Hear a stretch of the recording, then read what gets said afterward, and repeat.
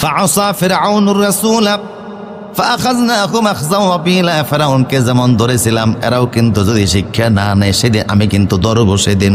ফাকাইফা তাত্তাকুনা in কাফারতুম ইয়াওমাই ইয়াজআলুল ওয়ালদানা Shiba, সেদিন ধরব।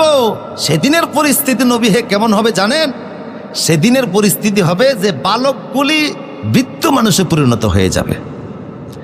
যেই দিন আমি এদেরকে ধরবো, আজকে নবী অস্বীকার করে তাওহীদ রিসালাত দাওয়াত অস্বীকার করে, সেদিন আমি ধরবো। যেদিনের ভয়াবহতা এমন, কুফরি করার কারণে, ইন কাফারতুম এরা কুফরি করার কারণে সেদিনের পরিস্থিতি হলো বালকগুলি কি হয়ে যাবে? বৃদ্ধে পরিণত হয়ে যাবে। বালকের দেখা যাবে বুড়া মানুষের মতো।